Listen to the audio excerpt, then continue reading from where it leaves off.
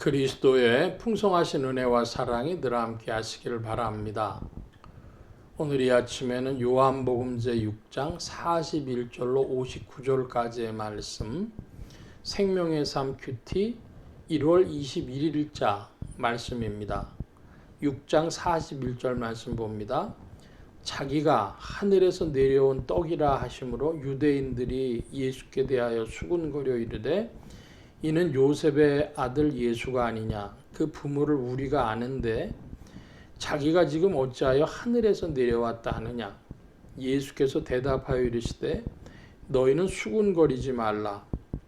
나를 보내신 아버지께서 이끌지 아니하시면 아무도 내게 올 수 없으니 오는 그를 내가 마지막 날에 다시 살리리라. 선지자의 글에 그들이 다 하나님의 가르침을 받으리라. 기록되었은즉 아버지께 듣고 배운 자마다 내게로 오느니라. 이는 아버지를 본 자가 있다고 하는 것이 아니라 오직 하나님에게서 온 자만 아버지를 보았느니라. 46절까지 말씀을 봅니다.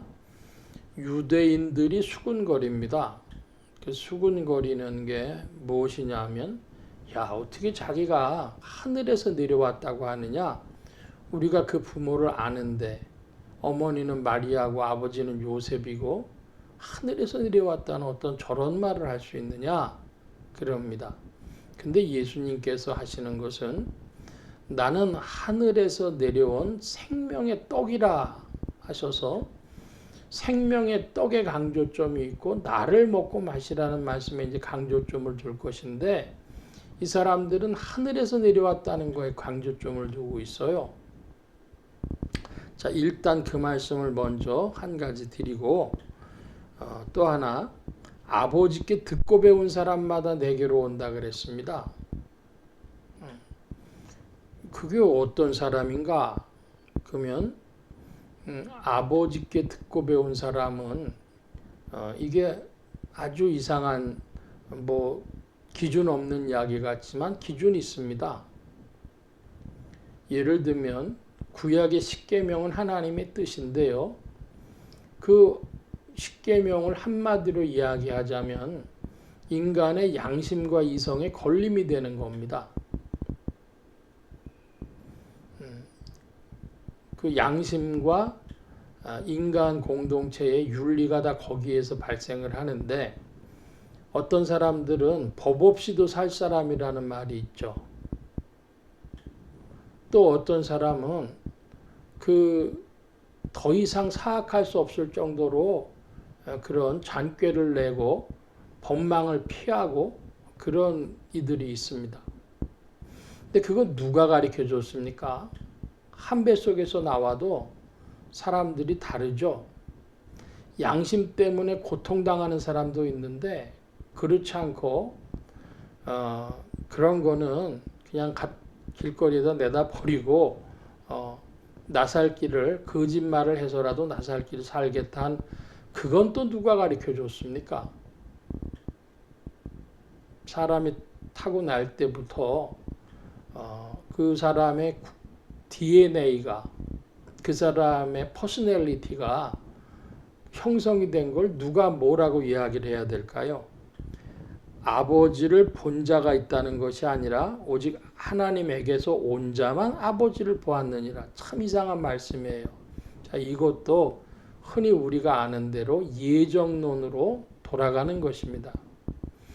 예정론이 이상한 것이 아니고 있는 그대로 각자 사람들이 도대체 왜 이렇게 차이가 나는지 그것은 하늘에서 부여한 것이라고 본다면 그러면 조금 이해가 되죠. 뭐 완전히 이해되는 건 아니라도 아버지께 듣고 배운 사람마다 내게로 온다. 하나님 아버지를 봐야 듣고 배울 텐데 그렇지 않더라도 듣고 배우는 것은 말씀입니다. 구약으로 치면 십계명이고 그것이 작동하려면 인간의 양심입니다. 이성과 양심입니다.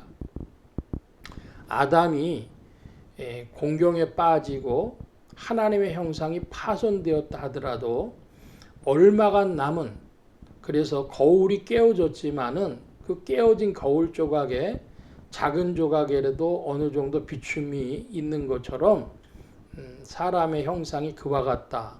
이렇게 보는 것이죠. 존 칼빈이라고 하는 이도 하나님의 형상이 깨어졌지만은 그러나 그 깨어진 인간의 형상을 통해서도 양심과 이성으로 하나님의 뜻이 인생들에게 비춰졌다, 작동된다, 그렇게 보았던 것입니다. 자, 47절 이하입니다. 진실로 진실로 너희에게 이르노니 믿는 자는 영생을 가졌나니 내가 곧 생명의 떡이니라. 너희 조상들은 광야에서 만나를 먹었어도 죽었거니와 이는 하늘에서 내려오는 떡이니 사람으로 하여금 먹고 죽지 아니하는 것이니라. 54절까지 말씀 보면 광야에서 만나를 먹었지만 죽었다. 당연히 죽죠. 예수님 주시는 떡은 먹고 죽지 않는 떡이라 그랬습니다. 그러니까 이것은 신령한 떡이고 영생하는 떡이고 사람들이 보기엔 참으로 기이한 떡이죠. 51절입니다. 나는 하늘에서 내려온 살아있는 떡이니 사람이 이 떡을 먹으면 영생하리라. 내가 줄 떡은 곧 세상의 생명을 위한 내 살이니라 하시니라. 그러므로 유대인들이 서로 다투어 이르되 이 사람이 어찌 능히 자기 살을 우리에게 주어 먹게 하겠느냐. 참으로 답답한 노릇입니다. 한국말로 말귀를 이렇게 못 알아들을 수가 있나. 근데 여러분 이거 이상한 이야기가 아니라 오늘도 현재적인 이야기입니다. 오늘도 교회 밖에서 얘기가 아니라 교회 안에서 이야기입니다. 말귀가 어떻게 이렇게 어두울 수 있을까 할 수 있을 정도로 교회에 다니는 신앙생활 한다고 하는 이들이 상징과 비유를 전혀 알지 못하는 이들을 우리 2025년 현재 한국교회 안에서도 엄청나게 많이 볼 수 있다. 이 말씀을 먼저 드리겠습니다. 자, 53절 이하입니다. 예수께서 이르시되 내가 진실로 너희에게 이르노니 인자의 살을 먹지 아니하고 인자의 피를 마시지 아니하면 너희 속에 생명이 없느니라. 인자는 곧 그리스도 예수신데 예수님의 살과 피를 먹지 않으면 생명이 없다 하십니다. 54절 내 살을 먹고 내 피를 마시는 자는 영생을 가졌고 마지막 날에 내가 그를 다시 살리리니 내 살은 참된 양식이요 내 피는 참된 음료로다. 내 살을 먹고 내 피를 마시는 자는 내 안에 거하고 나도 그의 안에 거하나니 살아계신 아버지께서 나를 보내시며 내가 아버지로 말미암아 사는 것 같이 나를 먹는 그 사람도 나로 말미암아 살리라. 이것은 하늘에서 내려온 떡이니 조상들이 먹고도 죽은 그것과 같지 아니하여 이 떡을 먹는 자는 영원히 살리라. 이 말씀은 예수께서 가버나움 회당에서 가르치실 때에 하셨느니라.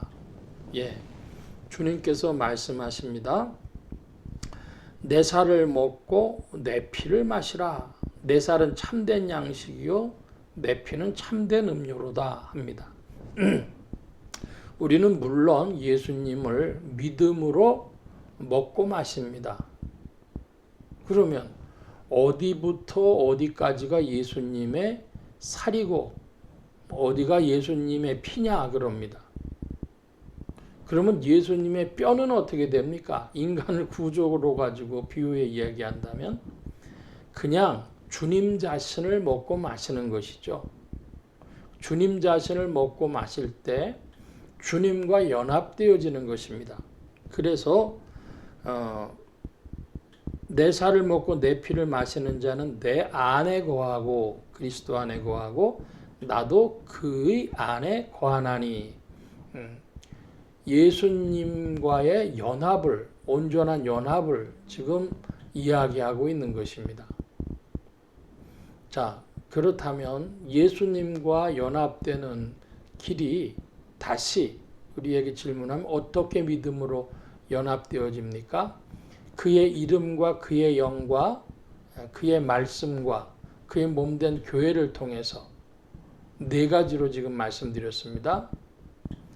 그의 이름과 그의 영, 성령과 그의 말씀, 성경과 그의 몸된 교회를 통하여 연합됩니다. 교회 공동체를 통하여 연합됩니다.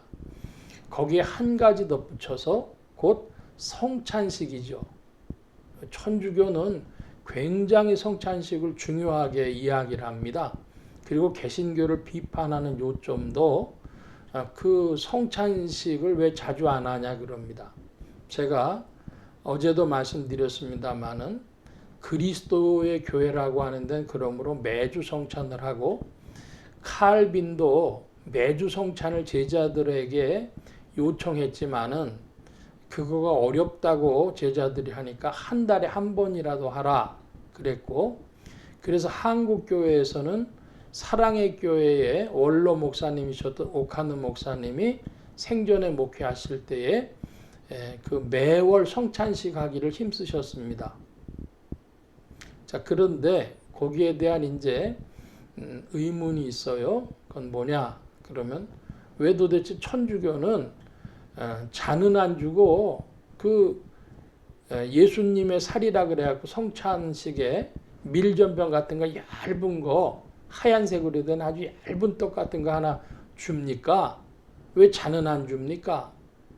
그래서 천주교는 그게 고민이라서 일부분은 허용하는 데가 있습니다. 그건 또 긴 얘기가 되니까 약하기로 하고, 우리 개신교는 처음부터 살과 피를 다 성찬식에서 포도주와 잔을 다 줬죠. 그리고 그것은 왜 무슨 의미가 있느냐 그러면 믿음으로 성찬식을 참여할 때에 사람들의 그 마음 속에서 다시금 그리스도를 불러일으키는, 상기시키는 효과가 있다. 이렇게 얘기한다면은 그냥 이성적인 설명이 되겠습니다. 고린도서의 말씀에 보면은 성찬식에 잘 참여하면 병도 낫기도 하고, 그 성찬식에 참여할 때 회개하지 않는 그런 마음으로 더럽혀진 심령으로 참여하면 죽는 수도 있다 그랬습니다. 초대교회에서는 그게 강하게 나타났었다는 기록들이 있죠. 성찬식이. 자, 그러므로 예수님과 연합된다라고 하는 것을 볼 때 5가지로 제가 말씀을 드렸습니다. 예수님의 이름을 부름으로, 예수님의 이름을 믿고 의지함으로, 기도 생활 중에 또 마음을 바쳐서 성령께 순종하려고 그리스도의 성령과 하나 됨으로, 또 하나는 성경 말씀을 상고하고 그 말씀대로 힘써 생활하려고 함으로, 또한 교회 공동체를 통하여서 성도들이 합심동체가 되어져서 주의 이름을 높임으로, 그리고 성찬식에 참여함으로입니다. 제가 어제도 말씀드렸는데 이제 2025년 이 21세기의 교회는 성찬식을 참 자주 해야 할 것입니다. 늘린다고 저도 그리스도의 교회를 본받아서 매주 하고 싶은데 제 능력으로는 감당이 안 됩니다. 그래서 1년에 2차 하던 것을, 즉 부활절하고 또 추수감사주일 하던 것을 성탄절에 하기도 하고 성령 강림주일에 하기도 하고 해서 현재로는 1년 4차 성찬식을 거행하고 있습니다. 저로서는 힘써서 준비하는 일인데요. 가능하다면 매주 성찬 좋습니다. 또 그것이 안 된다면 매월 1차씩이라도 할 수 있겠죠. 저희는 우리 예수소망교회는 부활절, 옛날에 6월절에 대응하는 것이죠. 그 다음에 맥추절, 성령강림주일이죠. 그리고 장막절, 추수감사주일격인데요. 그래서 1년 3차, 옛날에 구약에도 그랬습니다. 근데 거기에 이제 우리는 성탄절에도 성찬식을 하면서 1년 4차 이렇게 하는데요. 형편이 된다면, 가능하다면 저는 마음으로 매월 하고 싶습니다. 그래서 주님과의 연합, 그의 이름으로, 그의 영으로, 그의 말씀으로, 그의 몸된 교회 공동체로, 또 그리고 그 주님을 증거하는 살과 피로 더욱 주님과 연합되어지는 여러분들 되어지시기 바랍니다. 주님이 생명의 떡이라, 우리가 주님 의지에서만 살 수 있다, 영생을 얻을 수 있다 하는 증거인 줄 믿습니다. 오늘 말씀 여기까지 봅니다. 기도합니다. 내 살을 먹으라, 내 피를 마시라 선포하신 주님 안에서 오늘도 우리가 생명의 떡이요 영생의 떡이신 그리스도를 더욱 알게 하시고 더욱 주님과 연합되게 하여 주옵소서. 주의 영으로 더욱 이끌어 주셔서 믿음의 길로 더욱 나아가게 하심을 구하고 감사함에 의지하올 때 예수 그리스도의 이름으로 기도하옵나이다. 아멘.